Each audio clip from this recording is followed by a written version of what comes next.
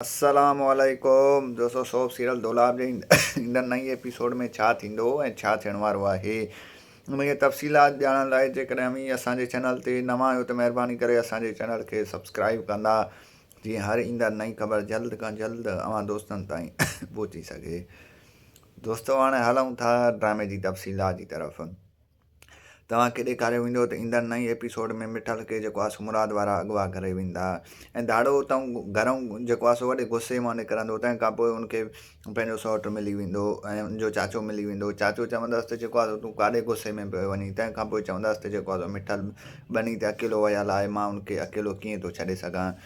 जॾहिं त जेको आहे सो तव्हांखे ॿुधाईंदा हलूं त रहसन हिननि खे झले वियो त तव्हां ॿाहिरि ईअं अकेला न निकिरिजो। तंहिं हूंदे बि हू ॿाहिरि निकितो ऐं जेको आहे सो हू खमिजी वेंदो। ऐं तव्हांखे ॿुधाईंदा हलूं त इहा ख़बर तमामु जल्द मीर जाफ़र ख़ान खे पइजी वेंदी। मीर जाफ़र ख़ान चवंदो त हाणे ड्रामे में वधीक मज़ो थियण वारो आहे। तव्हांखे ॿुधाईंदा हलूं त मीर जाफ़र चवंदो त हाणे जहिड़ो वधंदो ऐं असांखे मज़ो ईंदो ऐं हू चवंदो त साथी भले कंहिंजा बि मरनि फ़ाइदो असांखे ई आहे। हीउ अहिड़ो नांग आहे जेको चवंदो आहे त हमेशह ॿियनि जो नुक़सानु थिए ऐं मुंहिंजी जेको आहे सो मां ख़ुशि थियां।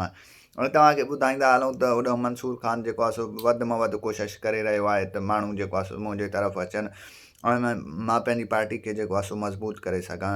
ऐं होॾो वरी DSP जो ज़ोर वधि में वधि मुराद वारनि ते हूंदो। हाणे जेको आहे सो हेॾो जाफ़र ख़ान, होॾो मंसूर ऐं होॾो वरी रहसन वारा सभई वठंदा हाणे जेको आहे सो मुराद खे। छो जो मुराद जो जेको सौटु आहे उहो जेको आहे सो कुकर जी घरवारी खे भॼाए चुको आहे। दोस्तों तव्हांखे मुंहिंजो रिपोर्ट कीअं लॻो कमेंट सेक्शन में पंहिंजो राय ॾींदा। वठंदासीं इजाज़त, मिलंदासीं नए वीडियो में। रखंदा पंहिंजो ख़्यालु, ॾींदा इजाज़त। अल्लाह हाफ़िज़।